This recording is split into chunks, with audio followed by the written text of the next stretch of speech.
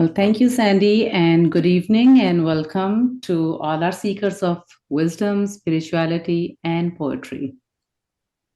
On behalf of Bethlehem Center in Canada, Process and Faith in California, America, Cobb Institute also in America, and the Interfaith Center in Arkansas, America, I want to welcome you all on my behalf, along with Sandy and Dr. J. McDaniel. I specifically said Canada and America because we were just having this conversation that where is everyone from. So this course is co-sponsored by these four organizations, which are in Arkansas and California in United States and British Columbia in Canada. So that's why our audience and participation also comes from many different places. Today, Jay happens to be in Rhode Island. I am in New Jersey. So yes, we are spread all over. Okay, so our last session, we talked about faith, F for faith, I for imagination, and P for play. I hope you all got the poetry that was sent to you on Friday and the video recording that was also sent to you on Friday. Today, we have love and justice. So I would like to start with love before justice and share. I don't have actually much to say, but I do have poems that I will share before we pass it on to Dr. McDaniels. So love as a spiritual practice. I hope some of you are at least using our website, Spirituality and Practice, which is our primary, one of the content for the class. So when they talk about love as a spiritual practice, they emphasize, starting from the fact, which we already know, that love is not something that you fall in or fall out of from. It's a practice that you intentionally, consciously do, and the more you do, the better you get at it. And one thing which I really enjoyed reading, because it's very similar to how Maulana Jalaluddin Rumi talks about love, and which is that you cannot love others unless you truly love yourself first, body, mind, and soul. And once you start loving yourself, then you're able to extend those feelings of love towards others and towards God. I have had honestly a challenge picking a poem on love, not because I didn't like something or I couldn't find any, but because there are so many poems on love from any mystic, but specifically from Maulana Jalaluddin Rumi and Hafiz Shirazi. Almost every second poem is just touching on the concept of this beautiful emotion from a different angle. And I mean, there's a pile. So I just picked three and I try to bring them from different perspectives. So the first one I want to start with is, it goes like this. It's a very simple poem. And Maulana is telling us that your task, oh human being, your task is not to seek for love, but merely to seek. Your task is not to seek for love, but merely to seek and find all the barriers within yourself that you have built against it and embrace them.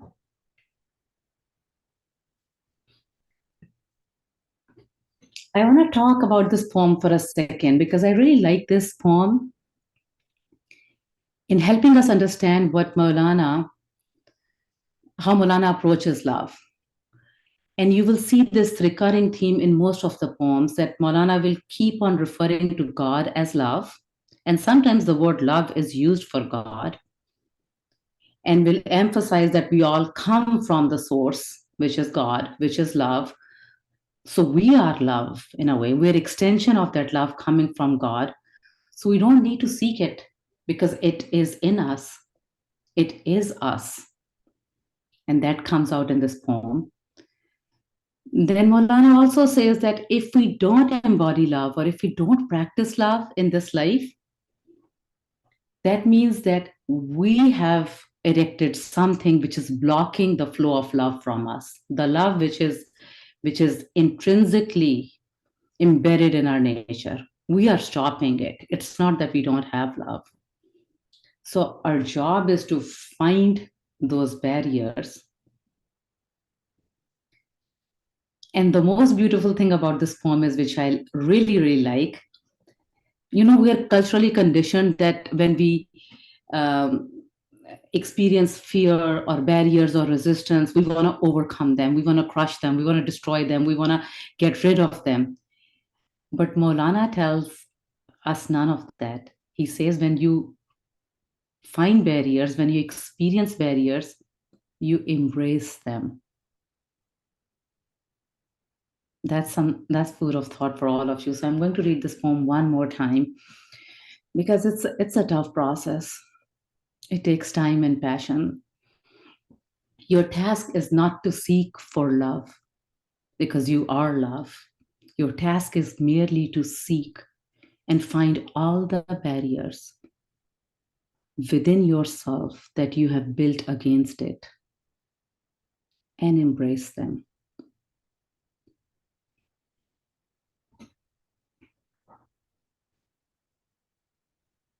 So that was our first poem for love today.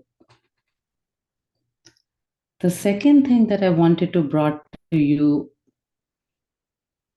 is slightly different. I want to touch on the concept, which again you will see in a lot of poetry of Maulana, is how love opens your heart, how love stretches your heart towards others. And this theme is, the basic theme is that if you're trying to love God, if you're trying to love God, know that love of God is intrinsically bound with love of humanity. And we cannot get to God without loving people first. It's the most difficult path, but this is the only path. That is something that you will see in a lot of poems, those who are reading other poems. And another thing which Maulana highlights many times is love. Basically, when we are talking about love towards others, it's not pity, it's not compassion, it's actually love. And to live as a human in worship to God means live in relationships of love with human beings, because our fate is bound with their fate. And I think it's really important to remind ourselves, because we're living in a world which is so full of violence and wars nowadays. So it's a very, very good reminder. So here's my second poem based on this, coming from this theme. And it's also from Maulana Rumi. Maulana says, I have learned so much from God that I can no longer call myself a Christian.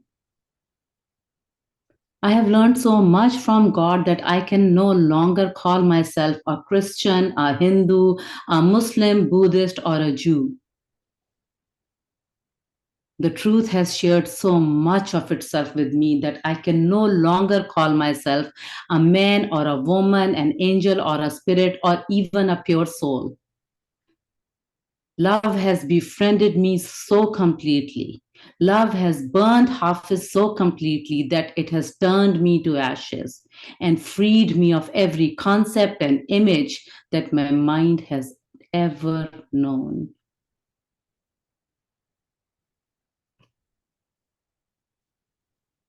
I have learned so much from God that I no longer call myself a Christian, a Muslim, a Hindu, or a Jew.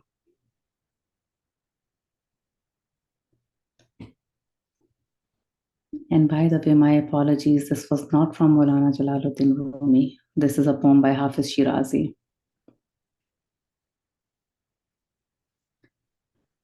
So this was the second theme that I wanted to bring in related to love, that how practicing the spiritual practice of love forces us to open our heart towards other concepts, other people.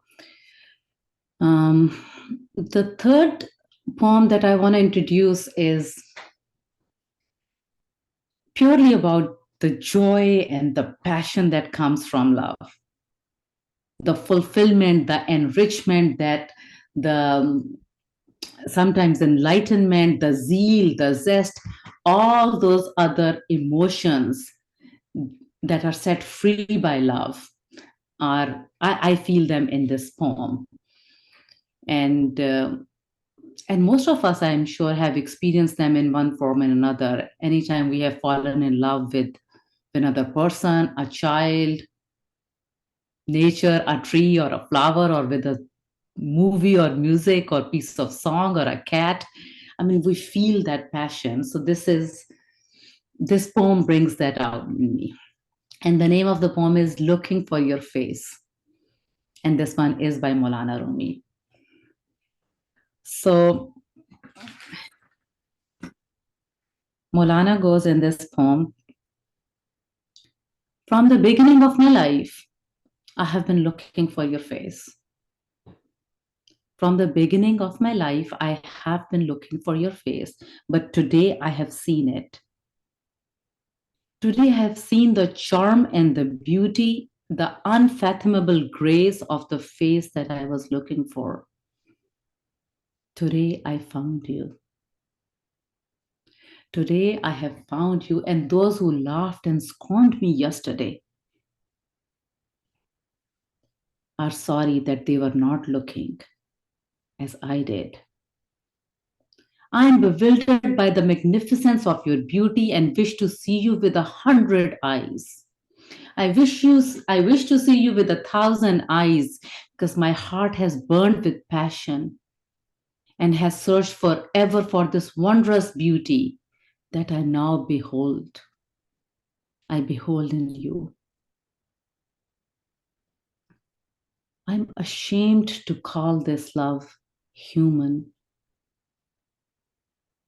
and I'm afraid to call this love divine. Your fragrant birth, like the morning breeze, has come to the stillness of the garden. You have breathed new life into me, and I have become your sunshine and your shadow. My soul is screaming in ecstasy. Every fiber of my being is in love with you.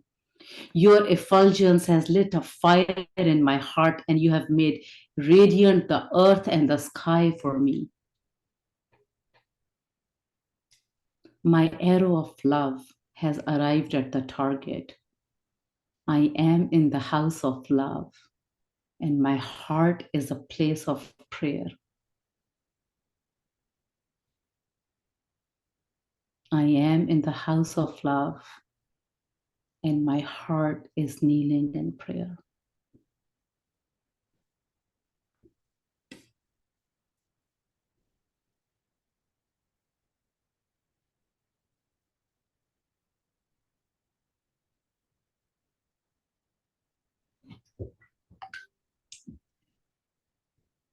Jay, so these were my three different poems on love, and I am going to give it to you and actually disappear from the screen for a while. All right.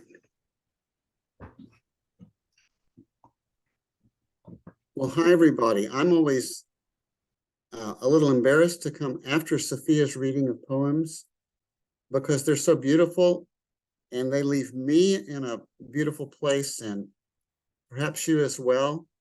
And my job is much more pedestrian, but I'll do my best. And what I want to do is to offer an understanding of love that comes from process theology. And I think you should think of it as complementing the spirit of what Sophia said, not duplicating it. That's how I think of it.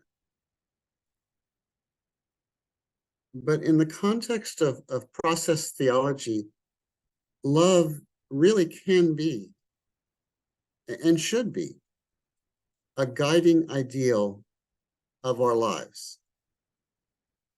So in process theology, love is a good name for God. And if the word God doesn't work, just try the word love. It's okay. God has many names, but one of the most beautiful is love. But this ideal does not really tell us what to do. It would be nice sometimes, but it doesn't. it invites us to live with respect and care for ourselves and other people in the natural world, but it really doesn't give rules or guidelines. It gives an orientation. And in process theology, that orientation, to live in the house of love, to quote that last poem, what does that really mean? And in process thought, it has two sides. Love always has two sides. And one side is what you can call the listening side of love. If you really love another person, for example, you listen to that person and you let your own ego, your own narrative drop away for a bit, and you become a listener. And you hear their story, their life, their feelings, their hopes, their pains, their confusions, even their hatreds. And you understand. A little bit, you understand. So Whitehead described God, that's the philosopher behind process theology. He described God as a fellow sufferer who understands. And to love, if we're to love, if I'm to love, I need to share in that spirit. I need to be a good listener, especially if I'm in a position of power or privilege. Now, if I feel unheard and unrecognized and like a nothing, like a nobody, that may not be as important a message. I may feel like nobody ever listens to me. Nobody even cares about me. Maybe that's not the good news. Maybe that's not the message to me. But for those of us who are in positions of power and privilege, our deepest calling is first to be listeners and not to think that our voice is the only voice. Let the others speak. And in process theology, the others, of course, include people. Friends, family, the poor, the marginalized, the oppressed, the voiceless. They also include the more than human world, the hills, the rivers, the trees, the stars. To love is to be a receiver, a receptacle for their voices as best we can. The other side of love, then, is to respond actively to what we have heard. If a person is hungry, we try to feed that person and create the conditions by which that person can be fed. Thirsty, we try to give them something to drink. In prison, we visit them. We take care of them. Alone, we befriend them. And if they need somebody to laugh with them or dance with them, we become the dancer. We're free to laugh with them too. So to listen and respond, to listen and respond, to listen and respond. It's a dynamic and it continues. You don't do it once and for all. You do it every day of your life, every moment of your life, as best you can. And you trust that there's a deep listening, a deep responding, all the time, everywhere. and that's God. So we live and move and have our being inside a deeper love that's always listening, always responding. Now, those of you who happen to like music, and I'm sure among them, and happen to like jazz, and I'm even among those, jazz is all about call and response. So are the blues. Call, response, call, response, call, response. God is jazz too. Call, response, call, response, call, response. What differs about God is omni-faithful. Never quits, never ends, always faithful. Now, in human life, then this life of love has many expressions: romance, friendship, family, and all those are quite beautiful. And one form that love takes also, I want to mention, is group loyalty. Group loyalty. And that's not a bad thing. I may feel in community with the people I identify with.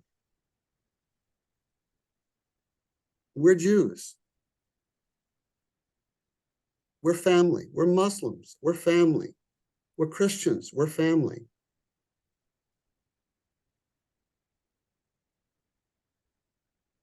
We're fans of the Arkansas Razorback football team. We're family. We're for the Houston Astros. We're family. We're Americans. We're family. We're Canadians. We're family. We're from Vancouver. We're family. Being part of a family, being part of a group is not a bad thing. It gives us concreteness. It gives us a sense of solidity, a sense of belonging, a sense of identity. But there does emerge a problem, a big problem, in group conflict, where one group tries to supersede or take over another group, or they both do it together. And so one of the real obstacles to love is not group loyalty, but the problem is group conflict. And in process theology, there is a step beyond group loyalty that does not override group loyalty. But in process thought, we call it world loyalty. And we actually have a sense of loyalty to something beyond our group, beyond our clan, beyond our family, no matter how much we love them. And that loyalty is to life itself. And it includes everybody and everything. Now, it's hard to live from world loyalty, and you don't have to get rid of your group to do it. But process thought says if we can undergird our group loyalty with world loyalty, which many of you do already, by the way, I'm sure you do. I know you do. That's a good thing. Then your group no longer becomes your God. Important, yes, but your God, no. So Rumi can say, I'm no longer Christian, I'm no longer Jew, I'm no longer Muslim, I'm no longer Hindu. Well, maybe in some ways he still is, or we still are, but there's something more than that. And we give ourselves to that. And that's love.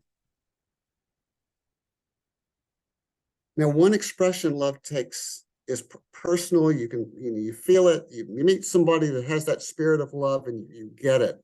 They are the love they come into the world. You feel it in their spirit. You hear it in the tone of their voice.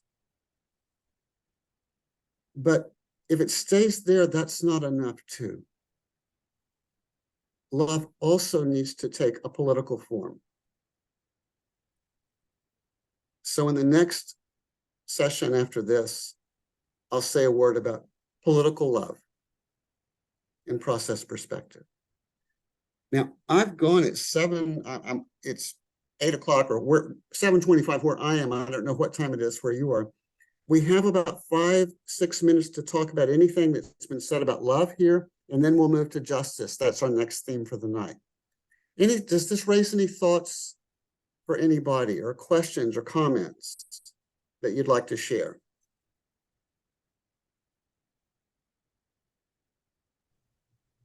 Yeah, Deb, please.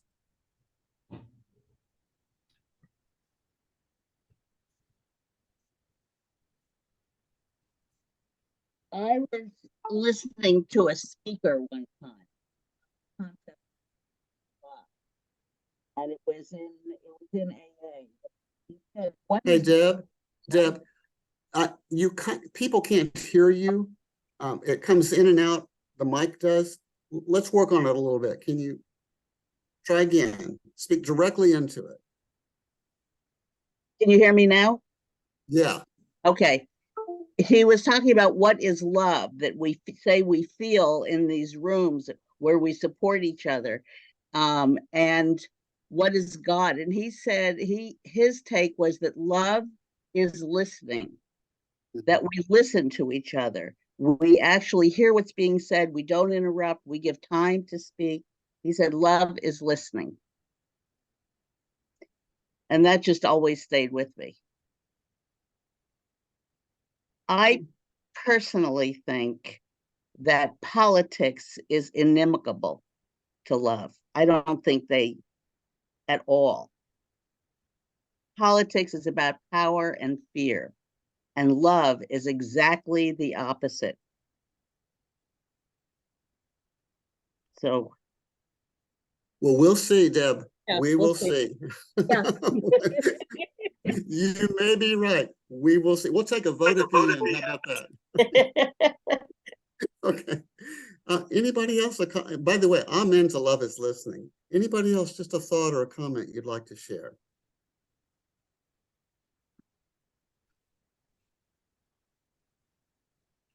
It's hard to listen also. Mm-hmm. I mean, it's easy to lift up the idea of listening and say, oh, isn't that great? But it's hard to listen. Yeah. We're distracted.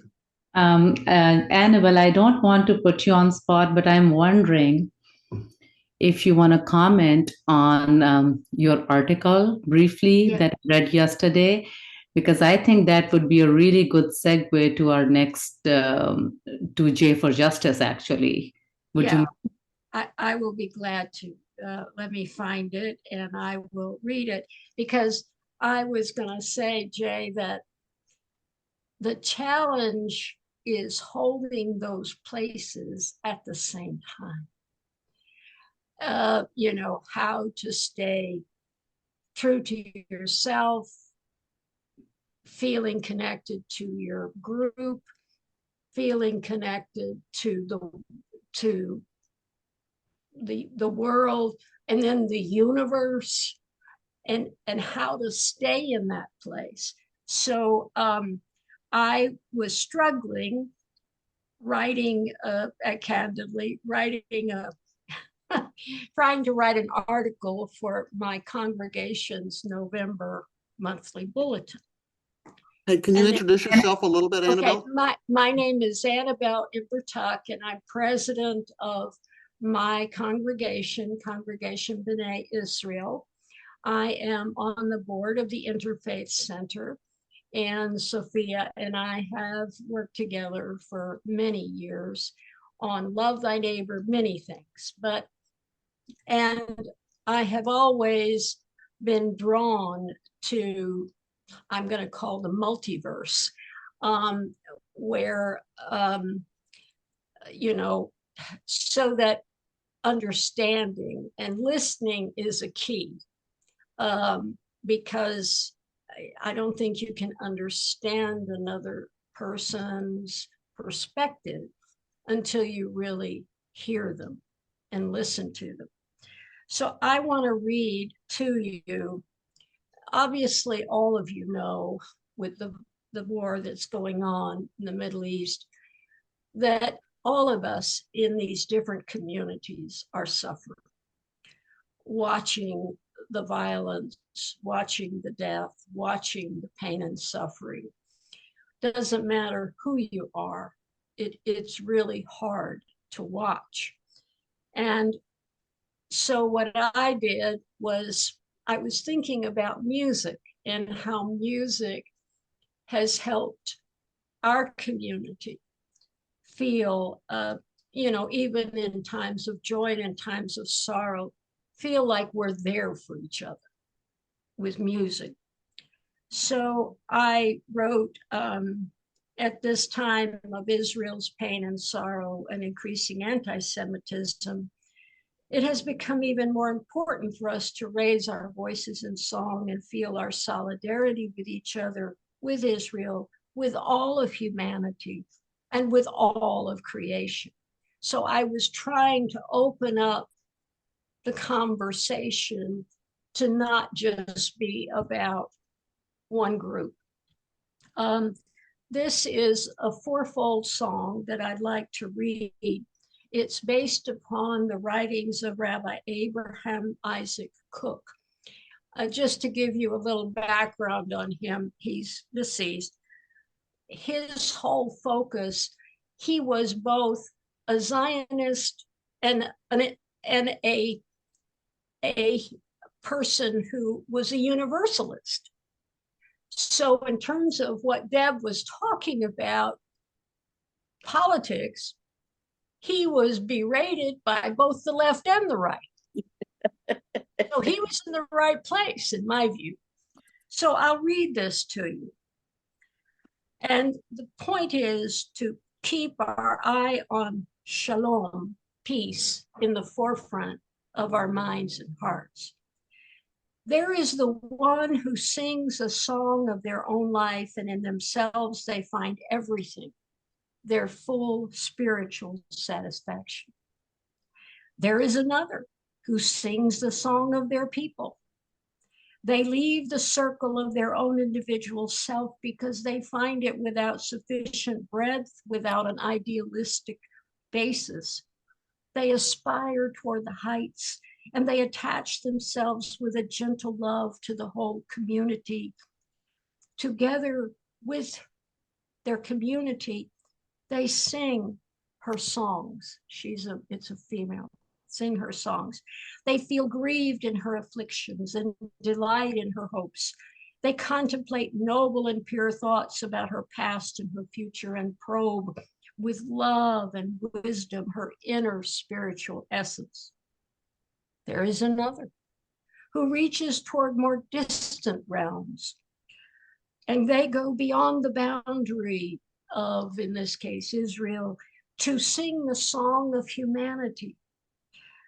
Their spirit extends to the wider vistas of the majesty of humanity generally in its noble essence. They aspire toward humanity's general goal and look forward toward its higher perfection. From the source of life, they draw the subjects of their meditation and study, their aspirations and their visions. Then there is the one who rises toward wider horizons until they link themselves with all of existence, with all God's creatures, with all worlds, and they sing their song with all of them. It is of such a one as this that tradition has said that whoever sings a portion of song each day is assured of having a share in the world to come.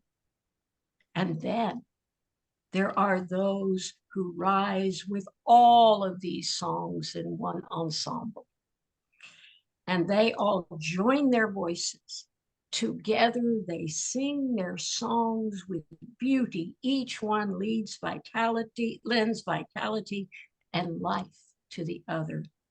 They are sounds of strength and unity, sounds of joy and gladness, sounds of jubilation and a celebration, sounds of ecstasy and holiness, the song of the self, the song of the people, the song of humanity, the song of the world, all merge in them, always in every hour.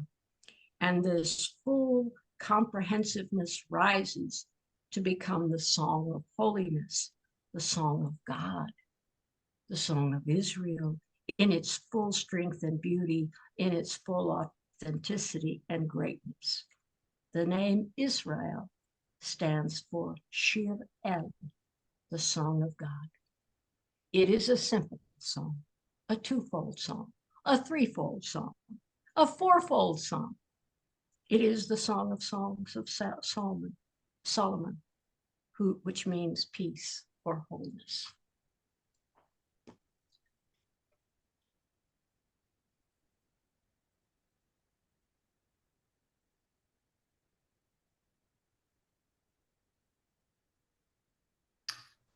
Thank you, Annabelle, for sharing your article. And yes, Bobby and Julie, we would be happy to send you Annabelle's letter to her congregation as the president of the congregation. We'll get it emailed to you. Jay, back to you. Well, I think we're moving on to justice, and okay, sorry. and Deb has given me this terrible challenge, so I'm getting ready for it. Okay, so I will quickly give you two poems on justice. Thank you, Annabelle, for sharing. I think it's a very good segue into what I wanted to start with. And I want to start with this quote from Dr. Colonel West, who says that justice is what love looks like in public. And that's quite a challenge. Most of the mistakes, and I believe that love is this cosmic force which comes from God, but then it takes us back to the God by translating into justice for others. Because I want for my children and my community the same that others deserve for their kids and their community, because our fates are bound with each other. And that's tough. That's very, very hard. I was looking at Maulana Rumi's poems yesterday, and I realized one more time and again that how the concept of justice in Maulana's poetry is rooted in or embedded in recognizing the dignity of every human being, recognizing the equality of every human being, recognizing the sacred in every human being, recognizing the spirituality of every human being, assuming that none of us are spiritual unless all of us are, or none of us are free or holy unless all of us are. And I find it very beautiful when Rumi says, your soul is worth more than the heavens and the earth. Don't sell it at a lower price.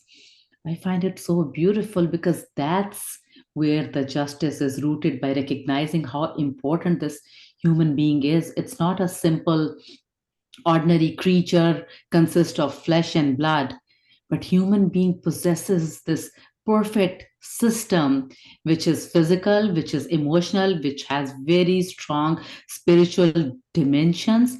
And most importantly, human being is the essence of the universe. Human being is the reason this world or this universe is created. Human being is the purpose of its creation. Maulana says, oh man, you seem to be a microcosm, but in reality, actually a macrocosm.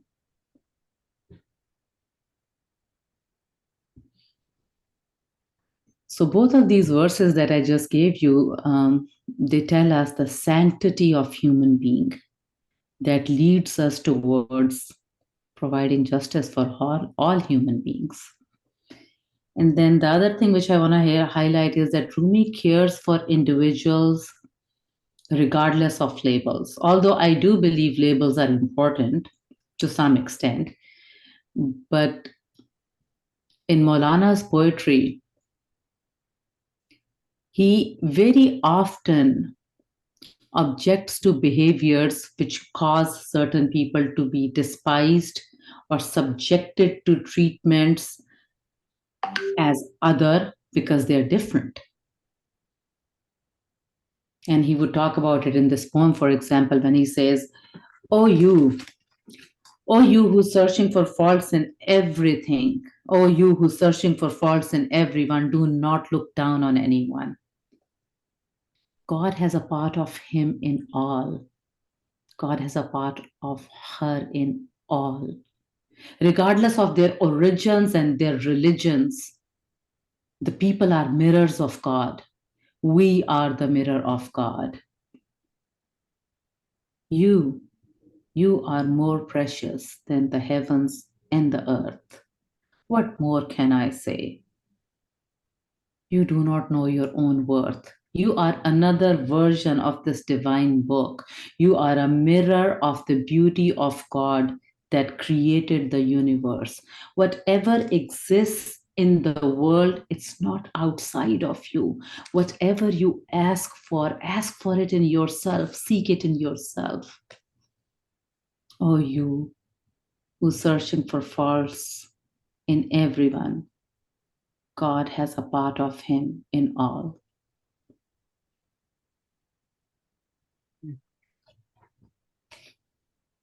I feel this poem tells us about the foundation of justice in Maulana's poetry, and which is actually sanctity of every human being. And one last poem for you all, which is from Hafiz Shirazi. And I'm bringing it today because I really find it very funny and very cute. And he talks about a small man and a big man, mentioning that a lot of us sometimes act small by building cages for others around us in an effort to make others feel small, because when others feel small, we feel big. So he's talking about this human condition. And then he talks about the big man, the sage, the wise one, who provides keys or frees people by empowering them and giving them their due share. So let me stop with this poem, and then we'll go to Dr. McDaniel's. So Hafiz Shirazi says, the small man builds cages for all. The small man builds cages for everyone he knows, while the sage, who has to duck his head when the moon is low, keeps dropping keys all night long for the beautiful, rowdy prisoners. For the beautiful, rowdy humans.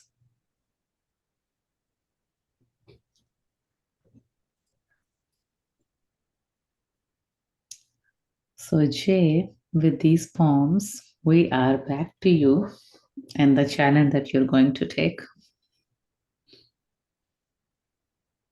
All right. Here it comes.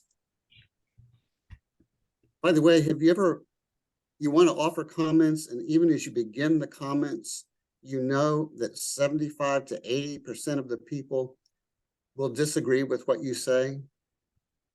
That's the way I feel right now.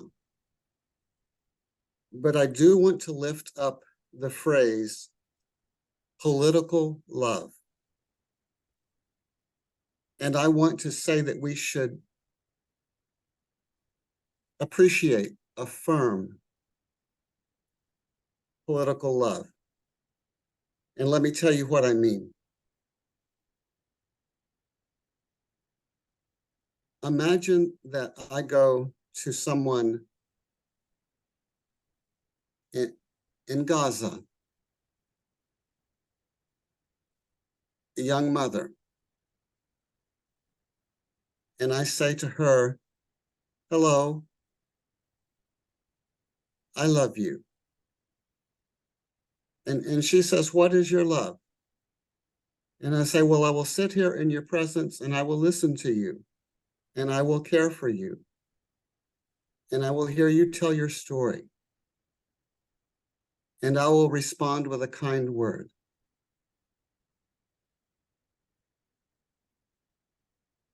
she would rightly say, "Thank you very much, but that's not quite enough.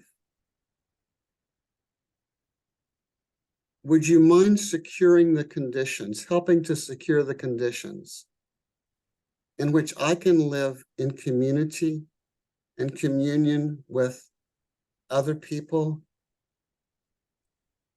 in a sense of safety and dignity?" And then imagine that I go to a kibbutz in Israel and I meet someone whose loved one is now a hostage. And I say, "Hello, I love you very much. I will listen to your story. I will hear your story. I will care for you. I will respect you." And he might rightly say, "That's not enough. Would you mind helping to secure conditions in which my grandfather, now a hostage, is freed and we can live together in community and safety?" And imagine that I respond to each of those two people and I say, "Oh, no, no, no, I can't do that. You're talking about politics." And they would rightly say to me, "You mean your love excludes securing conditions that allow us to live in community?" I say, "Yes, that's politics." They would rightly say to me, "So much the less for your love. It's mere sentimentality. It's simply one-on-one expressions of kindness. That's a good thing, but that's not enough. You've got to, if you really want to love, jump into the fray of life and try to help create the conditions in which people can live creatively, compassionately, inclusively, lovingly, caring for one another and the rest of the natural world with no one left behind." And when you try to do that, it's not going to be easy. There will be many mistakes. There will be many heartaches. There will be many failures.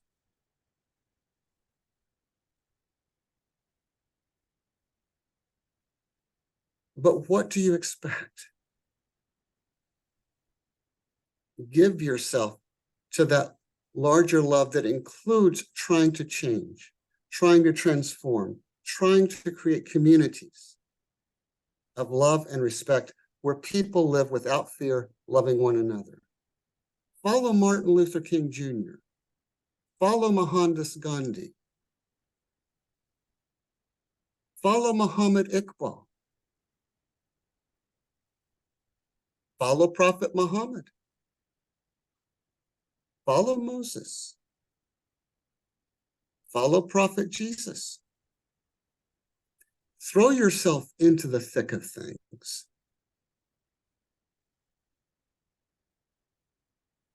Don't let love simply be sentiment.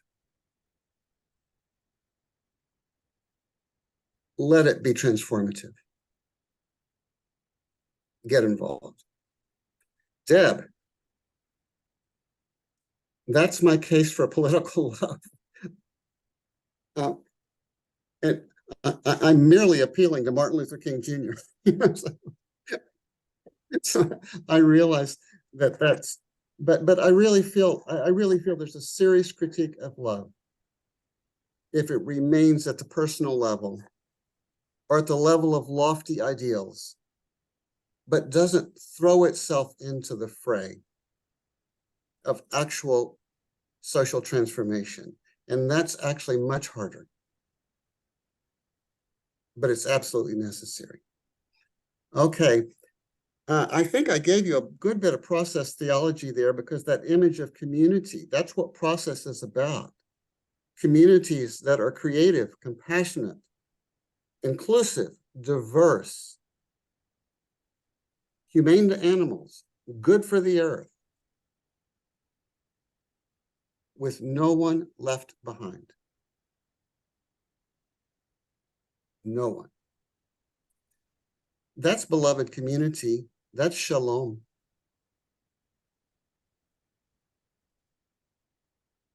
That's the ummah at its best. That's what Jesus meant by the kingdom of God, the will of God on earth as it is in heaven. Call it what you will. That's what we need. Any thoughts on anybody's part? We've got about 9 minutes. I want Deb. Deb, you get the first response, please. Well, I don't disagree with what you said. I've spent, the majority of my life being active politically, having been arrested several times, using nonviolence and love as the motivation. I understand all that. I flashed on when Sophia was reading the poem, when she talked about building cages. The first time that I was arrested, I remember being put in the cage, and every part of me wanted, and I did give into it, to climb up on the bars and start squawking like a monkey. It just brought that out, being put in a cage like that. So I understand all that, but I still think that the bottom line is that love is based on freedom and inclusivity, community. I've lived in community for large chunks of my life, and politics is based on fear and control. And I don't think that they are compatible. I don't think they can exist side by side. In a community, one of the bases for community's decisions is consensus, not voting. So they're just different concepts. As humans, we have to try and make things better, and I'm all for that. But I still think that they're just inimical. They're not compatible. They don't hold the same place. One is intellectual in my head. One is emotional in my heart. Deb, are you trying to say that I didn't convince you? You could say that any more than I think I convinced you. I know.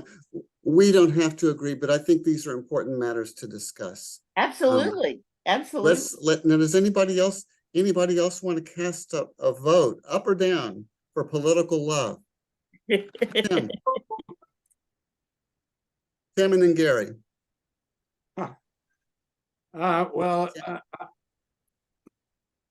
Can you hear me? Yeah. I'm absolutely on your page.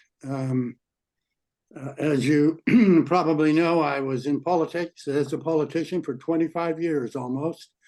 And I believe all of life is sacred and all of life is political, at least human life. And I got into politics from the church, being ordained, but I got into politics because I wanted to bring about change. And the only way to bring about the change I was looking for was to get a hold of the levers of power and to bring about the change that was necessary. And at that time, gay people in my province in British Columbia in the 90s had very few rights. And we needed to be in the Human Rights Code. We needed to be able to adopt. We needed to have a marriage and so on. And praying about that is really nice, but it won't bring it about. You have to get in there and do the work that brings about those changes. And I often look at the United States and listen to so many there after these terrible mass shootings who say, oh, we're praying for those people. We're praying. That's not going to do a thing. You got to get in there and bring about change. You got to do something about the guns and so on. But anyway, we won't get into all of that. But that's, to me, what political love is. Thanks, Tim. And Gary? Unmute.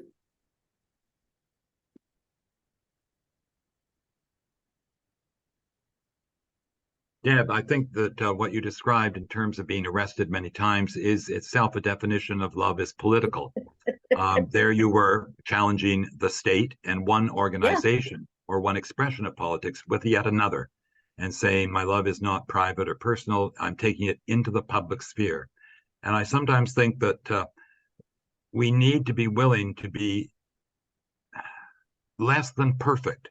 Politics means that you're going to go into the nitty-gritty, into the grubby, and you have to keep maintaining your central compassion and love and the reason why you're acting so that you don't get thrown off balance, and that when you're faced with pressure back, that you go back to that center of love, but you keep on acting and engaging. And I think Martin Luther King Jr. is a good example of that, saying nonviolence, and we will win you over by our suffering. And our willingness to just stand there in love, but get arrested. So that's my new challenge from you, Deb. I haven't been arrested yet. But I remember when I was in studies, 40, 50 years ago, I was with some folk when I was in the States in Boston who had celebrated Good Friday while in prison for protesting. And they said it was the most moving service and time. And that love is being political. I also happen to be married to that guy, Tim Stevenson, and that's been very political. But I know that politicians get a bad rap these days, but I've seen many who they're not perfect, they may make mistakes, but they go into politics because of love, because of their commitment to justice and wanting to make a difference. And that's hard in this world. And you settle for what's possible. Remember that statement that the perfect can sometimes be the enemy of the good. At any rate, enough. Well, Deb, you never thought that you'd come tonight and convince 40 some odd people that the most important thing they can do is to go out and get arrested. I think that the most important thing that any of us can do to change the world, to make it better, anything that we can do for our own integrity is to try and live our lives as closely to what we believe, what we feel in our hearts as possible. One of my early idols was Dorothy Day, because she absolutely did that. Her everyday life. So I think that people don't think when they choose a career or they choose this or they choose that, what does that really mean to them? And how does that impact the world? I think that's what our job is, to live a loving life. Let's do it. So, Sophia. Thank you, Gary, and thank you, Deb. It's almost time for us to close. And I think before actually I close with the poem that I kept for today, this is for you, Kathleen. Kathleen asked me to do this poem again, so let's just listen to this one more time on Kathleen's request. The small man builds cages for everyone he knows, while the sage who has to duck his head, while the wise one who has to duck his head when the moon is low, keeps dropping keys all night long for the beautiful, rowdy prisoners. For the beautiful, rowdy humans. As always, thank you all for joining this space. I hope it's as sacred for you as it is for me and Jay. Next week, we'll be doing G for gratitude, C for connections, and H for hospitality. And tonight, I want to leave you all with this, another one poem on love, actually. It's short and sweet, but it's also a challenge. The poem is from Maulana Rumi, and he asks us, you think you are alive? You think you are alive because you breathe air? Shame on you. Shame on you that you are alive in such a limited way. You think you are alive because you breathe air. Shame on you that you are alive in such a limited way. Don't be without love, so you won't feel dead. Die in love and stay alive forever. Till next week, peace, salam, and shalom to all of you.